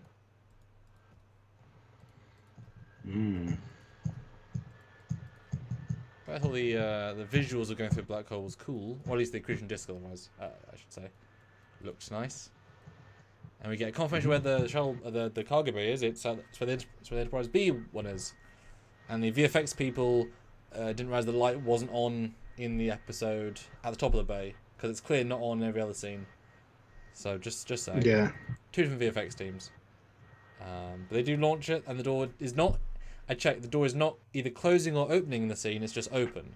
So they're just open the whole time. But you do now know there's a big old the main cargo bay is there. Yeah. It goes into the. And the born ship just buggers off. Give or take. I'm still shocked there's no reference to time dilation, because this thing would be huge. It just happens. But yeah. Gordon, not even gonna wait 4 seconds. No. And they've also got long range sensors, you know. So as soon as they warp out, the Enterprise comes out, they will detect them. If, you know. And the Enterprise isn't exactly in fighting shape when it comes out either. No, which is fun. I just wish we got It's a little bit banged up. more of a beauty of it. Because if you brighten it, now they've closed the door. That's good. Which you can see actually. Now I've brightened this, you can see it is a discernible shape. So they have retconned that into a bigger, a visible door space, which is interesting. But yeah, this thing doing very well considering just flew into a black hole or around a black hole. But yeah. And then Stuart, is Uhura dead? You know, all of us TOS fans thinking, have they killed Uhura? You know, 110 years early?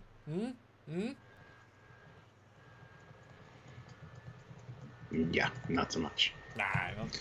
Love his reaction though. It's great.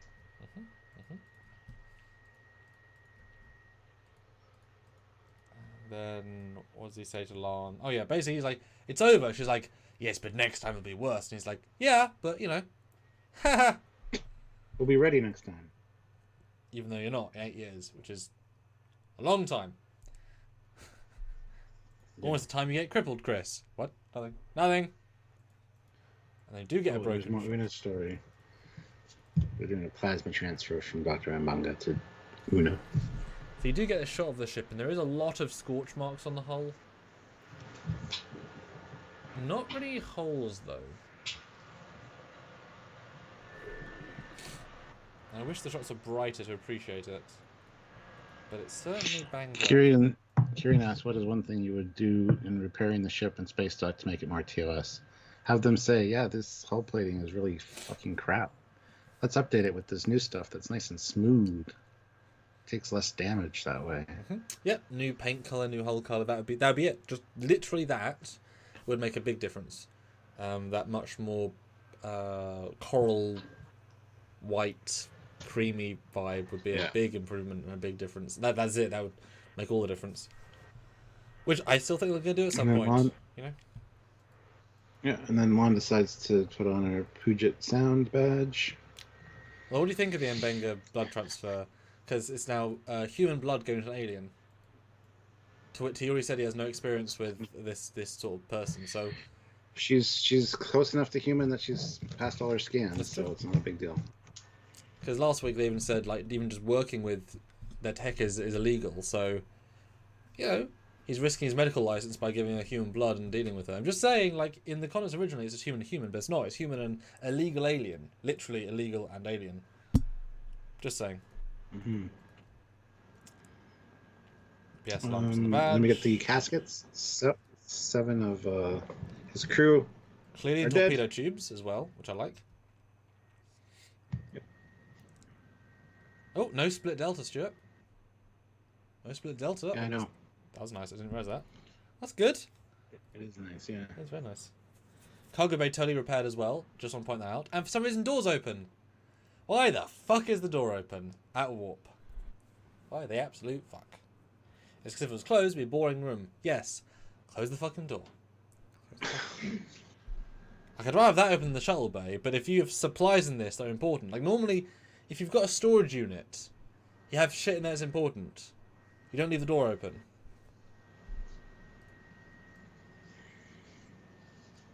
And it just sort of ends, doesn't it? Lon says something and just sort of ends on her just, and black. So, I was kind of expecting one more like cut from black to a Gorn ship and like a interior of the Gorn going, they've escaped, my lord. You know, something, a sting at the end, but it kind of ends on a, just sort of a, not even anticlimactic, just like, and bye-bye. But we survived. That's the end of her log. It ends on a whisper. That is what I felt like.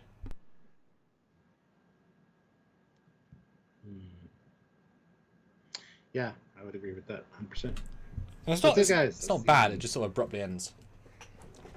Yeah. So Oh. might want to close that poll down, maybe.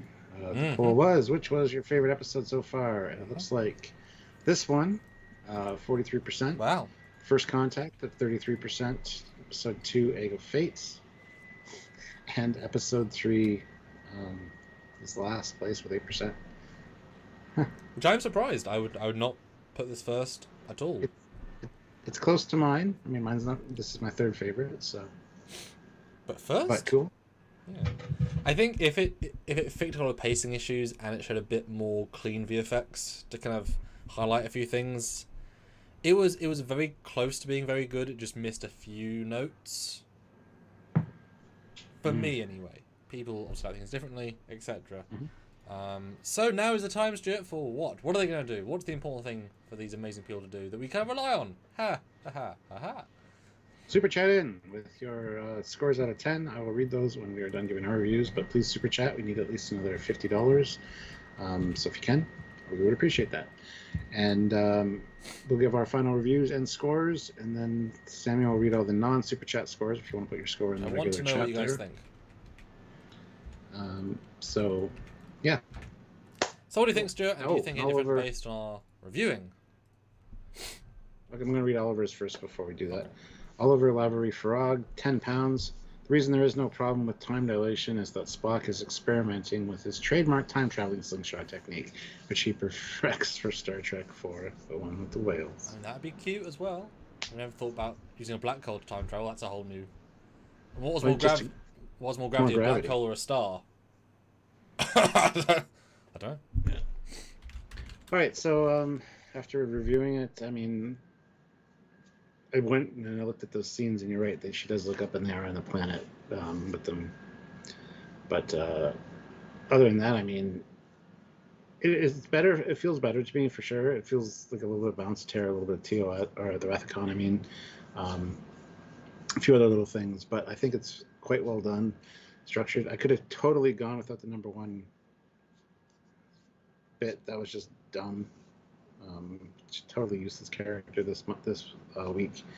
The Uhura and Hammer thing was all right, the last part of it, but yeah, it was a lot of wasted space, and it really slammed the brakes on the pacing when those scenes happened for me. So, other than that, I think Lon is a little more dislikable to me because of this episode, but that's all right. It's just my opinion. And Pike is awesome. I love the way he dealt with everything. His reactions to things were fantastic. Love the little tactical things in the submarine type warfare that was going on. And, you know, everybody else kind of had something to do, except for Chapel and Banga, but they had lost last week. That's fine. Ortega's had a lot of cool personality in this one. I like that. She is the queen of one-liners in this show. Yeah. You know, Chapel's a close second, but she's definitely one-lining it well. But the winner for me is Pike and his reactions to everything. Even when Ortega's like, "Oh, this will be fun," he kind of gives her a little bit of a side-eye look, and then his reaction to Uhura being alive, and the reaction to the Gorn ship imploding, perfect, awesome. And guys, keeping your scores, and I really want to know what you think. I really, really want to know. See what the average is. Very worth noting. Pretty much, NZ Fade, yes. There wasn't any real story behind it. It was just, she needs to be taken care of. Okay. Just have her out the episode then. It's not like the ship was being rocked by the black hole or the brown dwarf, and they were trying to operate, and it was very sensitive. Then it'd be more of an important story, and I'd care more. But it was just like, oh, by the way, this character's doing this thing. Or maybe very short scenes too. Or maybe because now we know she's genetically modified, she uses her knowledge to help fix the sickbay systems while she's in sickbay dying, and then it becomes like an amazing moment for her. Exactly. That would have been such a cool thing. Just cut those scenes, like it you know, yeah. Okay, so my score out of 10. Yes. Probably going to give this one. I want to say an 8.6 out of 10. Okay. Ooh. Interesting. If I would have scored it yesterday when we did our review, I probably would have given like an 8.3 or an 8.2. It moved up a little bit in my rewatchings and stuff. So. Yep. I get that. All right, guys. Before Samuel gets his closing, we still need another that's right. $30 in super chats. So please Yes. super chat your We're score. close, We want to though, read it which is and awesome. discuss it. Yes, absolutely. And yes, And the Dwayne, $30 would Dwayne, be they did awesome. leave the dog. They left the dog to die on the planet. Fuck that particular dog. It barked at somebody. Yeah. All right. So what did you think? Yes. And this has changed your opinion at all? Like I said, definitely better second time. It feels way more cohesive. It doesn't feel as dense. It's an episode that throws everything at you. I think if the Gorn ships were a better, more memorable design, that would have helped. I think if we'd seen a bit more exterior damage to the Enterprise to sense the evolution of damage throughout the episode would have helped. Like the ship getting crushed, maybe a nacelle pylon, like going, things like that. I think would have really helped the tension, just to kind of, because right today it's good to elevate it past good. That's what we're talking about here. I thought I liked Lon just fine in this. I thought it was good depth. Although yes, the brother casting was creepy for sure. I kind of did want to see a Gorn in the past. Cause I assume that was the only time we were going to actually be able to see them, was her seeing a memory of it. Obviously Spock would then see it as well, and then be like, oh my god, I saw this Gorn arena. So he couldn't see it, but I was expecting there to be a moment there. The space stuff is something better than it normally is. Again, great credit for them for being holding back on the sparks and blowy uppiness on the bridge. It's good. Exterior was what you can sort of blow up. Just, I would have halved the amount of screen time for Uhura and Hema, halved it, and just taken out all the number one stuff. While nice enough as a F plot, it's almost filler. It's almost as if contractually they need to be in every episode, so they wrote them something just to be in the episode. That's kind of how it felt, which in fairness, some actors are. That is part of their contract. Fine.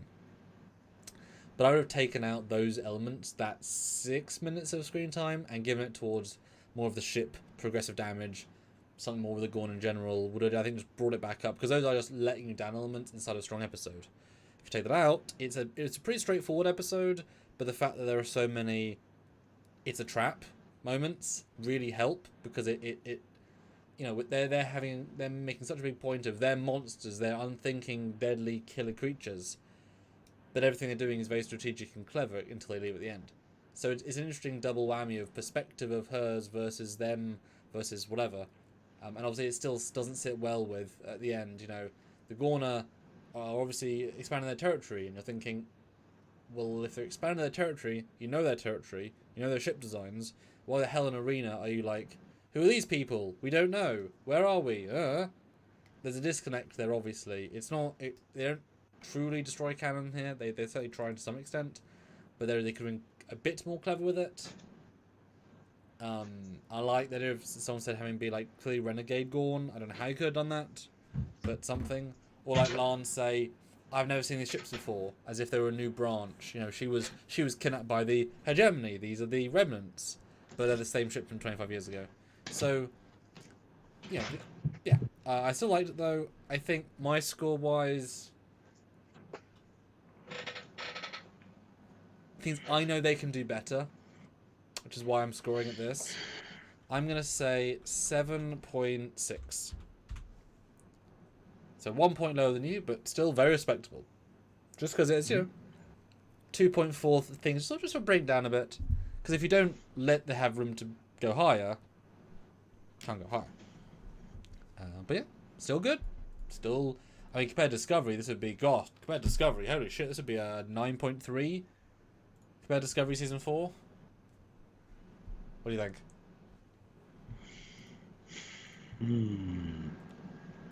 9.4, 9.5 for sure. Oh, you went up. So there you go.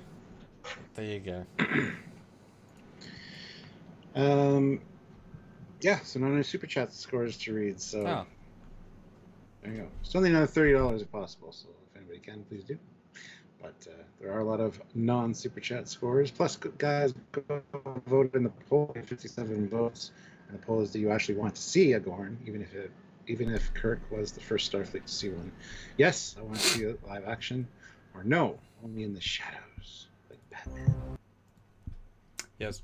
So let's see what you guys. I want to get to 150. Come on, like Spike. Like.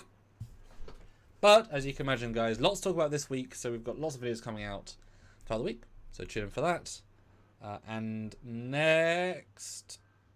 This week is the confusing week for you? Or week after? Yep. Yeah, okay. Excellent. This week. Good. We'll talk about that next week. I still don't know what's going to happen. I don't even know if I'll be able to download or like see the episode. So I don't know what's going to happen with the live next week. But stay tuned. We'll let you know. So you might be seeing some solo Sam lives, which are not my favourite thing to do because I'd really love to want to use it.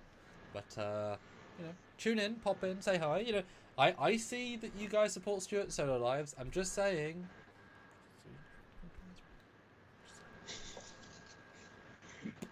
So yeah, go watch Samuel. It's an order. It's no fun if you give an order. So your scores though, Stuart. Let's see if there is what the breadth is.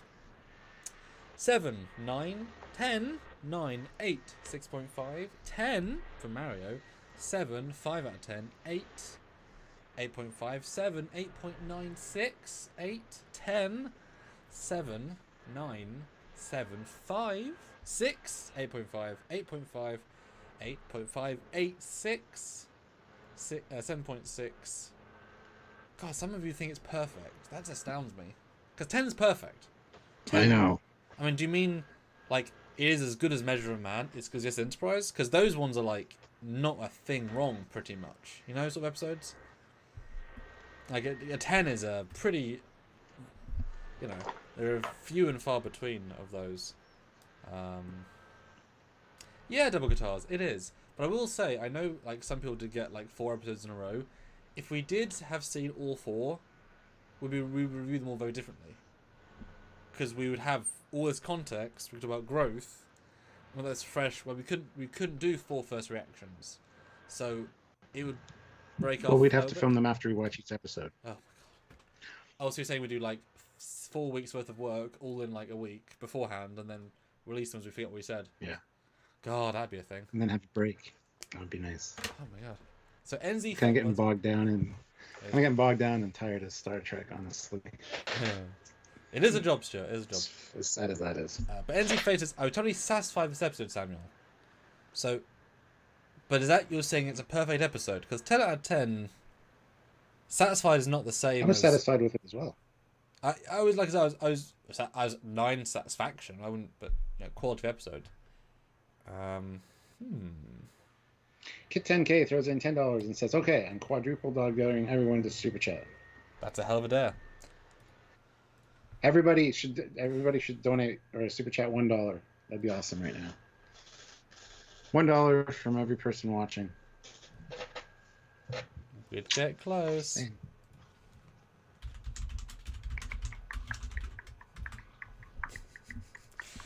I hear Gorn. Giles, very, very, whatever. Now, I'll tell you what, Stuart, for the $30, I'll give a behind-the-scenes picture from this week's Trek short shoot. Ooh, I've got a very sexy image. It's very good.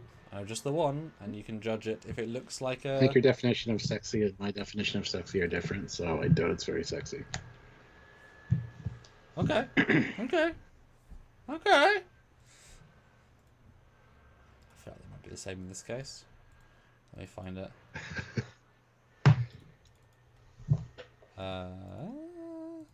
Where is it? Oh, I don't even know. Where did I save it? I have so many hard drives. I have so many hard Ooh, drives. NZ Fate, I disagree. Kenobi was awesome. What do you say? Oh, my goodness. I was bored, confused, and disappointed. I would say I thoroughly enjoyed Kenobi. Thoroughly. I almost posted on Facebook, my review was, I'm more annoyed than I've been in several years. I can't wait for next week. No, seriously, I can't wait. Like, I haven't had that feeling for years. I just need the next one. I can't stop. Don't stop. All of these, I'm happy to wait a week. But that one, I was like, nope. Can we just... Damn it. Really enjoyed it. Because it's so different as well. Ozzy asked if I'll be doing a live tonight on Obi-Wan. Probably not. I'm going to a friend's place. Tomorrow's my birthday. So from now until probably next Tuesday, I'm going to be kind of busy. We'll have to see. Well, I feel like I want to talk about Top Gun 2. I want to do a live about that. I want to talk about Kenobi. I'll be doing a lot of late night lives when I get back. Don't worry, but maybe I need a little time. Maybe early next week I'll do some, but we'll see. Dear me. And it's my my dating anniversary this weekend, so I will not be at the house. And then the Tuesday after, the 7th, June 7th, is Samuel's birthday. Yes. So just so everybody knows. We always do a double down Drunk Yells live. So in fact, we were going to do it anyway. That makes sense. We can link it right into that. And then, on 2 days before your birthday, I think Orville's back. So and more Kenobi, and more just my goodness. Don't kill me now. It's great, but also so basically, guys, say happy NZ birthday. Fade, you're right. Stranger Things season 4 came out. Oh fuck me! I gotta watch that tonight too. God damn, we're gonna have a lot to talk about, guys. Costumes are terrible. Kev Horsley puts in $1. Michael Smith puts in $1. Double Guitars puts in €1. Everybody puts in $1. We'll be super happy. Area 51, $5. A note to the police: this isn't me paying for sex, but it is. It's sex for your ears. Oh, I get it. He wants a sexy picture. That's good. Yeah. Kit 10K, $5 to PayPal. Come on, guys, that's super chats. Baka. Only chickens. Ooh. But $18 and I'll share. I've got it lined up, Stuart. The picture's ready to go. It's right here. $18. Oh, well, like 18, 20. Let's round it up. Okay. But no, let's just a brief Kenobi then, while we get $18. Did you watch them back to back? I did. Yeah. It doesn't exactly feel like a movie, but I'm glad I didn't pause it into part one. Like, it definitely enhanced it watching both back to back. Pacing's weird because it's a TV show, not a movie, but what do you guys think? No, I thought it was fantastically done. I don't know why everybody bitches and whines about all the Star Wars. It's all good, in my opinion. And what made me really happy is that, unlike a lot of other shows, it took its time. And so we got to appreciate and enjoy the vibe versus rush, gun-ho. You know, I enjoyed seeing him feed an alien we've seen before, an animal we've seen in Star Wars before, and be, choosing to betray his principles. Like, that was fun to see because you got to see it. Versus the new films where they rush between planets and do X, Y, and Z. Yes, it might be $10 million a scene, but I just enjoyed watching Kenobi's mental struggle. That's fun. That's good. I enjoyed it. And then that when he does the lightsaber or anything specific, they're more satisfying. The Force is very satisfying. The lightsaber very they build up to that. They are a payoff. Verpine, $2. Little fox doing a thing. Thank you. Grant McGregor, $5. These episodes all seem to better fit. If it was Stargazer show instead, minus knowing who the Gorn are, the tech oddly fits with post TNG era. I mean, change L cards. This could easily be a post TNG show, like a weirdly a future retro version of a Connie. Post TNG, I would kind of accept that. Yeah. Daniel Milburn throws in $20. There you go. And says, show the pics. Winky face. So there you go. You got to show the pics now. But also, Jeff says happy birthday to each of us. Thank you so much. Hopefully, we'll be there for our Drunk Nerds live when we get there, because that'd be fun. I've got some more costumes since last year. NZ Fade says, I don't get how he's been hiding away for 10 years, and all of a sudden it's Leia's dad in his cave. If Vader couldn't find him... Spoilers for anybody that hasn't seen Kenobi here. Well, yes. Well, yes. But in response, Star Wars Lightspeed is very fast, and he knew exactly where he lived, because, of course, he told him, like, you protect them, I protect you, here's where I live, cool. Plus, he could probably track his comm signal that he has exclusively, so, not a problem. Mark Lawrence, $5. Tried putting in $1, but it won't let me. That's liar. A liar. Such a shame. All right, let me show this picture then. So this is... Oh, I forgot it's in 4K. This is a shot from my shoot. One of my many days of my 5-day shoot. Yeah. Wenlock, 2 pounds. Even the weakest Strange New Worlds episode has beaten most of Disco. Absolutely, yes. Yeah. It's pretty good. Now, would you not consider that sexy? Nope. Looks very nice and very cinematic, but not sexy. If he was wearing Might be less, to somebody, but if he was wearing less clothes, would you find it more sexy? nope. Yes, here's a shot. Now, could you have been forgiven things as looking like real Trek? Like a Trek movie, or is it still like fan filmy? How far along that barrier have I got with that? Oh, very close. I mean, it's beyond fan film, except for the uniform looks a little bit too wrinkly, but he's moving, so whatever. I mean, yeah, one shoulder's lovely. The other Yeah. shoulder's, yeah, it's hard to. But it's funny how when you put like almost all the correct fabrics, almost all the correct props, like all the scaling kind of works. Yeah, nice action beat here. Yeah. There you go. Let us know what you think. NZ Fade says you look good with a beard. I'm also not in my late 40s. But obviously it's not me. You know it's not me. I know it's not me. Yeah, Marcus playing Sam Harriman in the Voyager era, which is quite a bit younger than he was in Temporal, even though it's much older. But you know, in this case, no de-aging required. Although in other things, I will be doing de-aging. Very, very cool. I'm excited to see these ones. So. Yeah, me too. And this will be a good one for trailers because there's lots of these sorts of visuals. I finally get to see Doctor Strange tomorrow. Finally. Ha! Yeah, we're going to see that soon too. Looking forward to that. And I believe we're also finishing Moon Knight as well. Which I actually have to get that because I don't have. Thank you for reminding me, Stuart, even though you didn't know. But thank you. You get credit there. Speaking of Halo, that's what I'm going to say. Oh. Yes? Did you not get them all? No. Oh.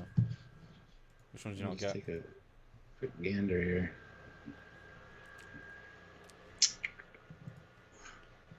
Let's see. I've only got. So I've not kept up. I'll be honest. I have obviously. I only have episode 7. I think out of 8. I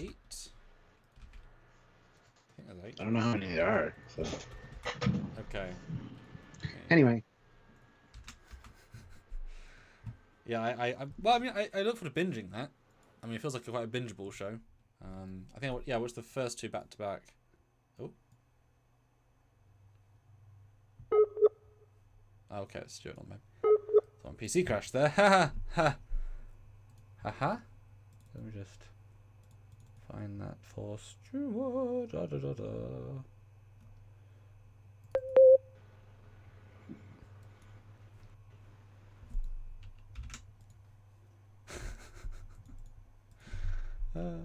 Oh, it's 9, okay. But yeah, hope you guys like it. Donna, yes. Yes, it is. Ha ha ha. The background can't be movie. Yes, fair enough.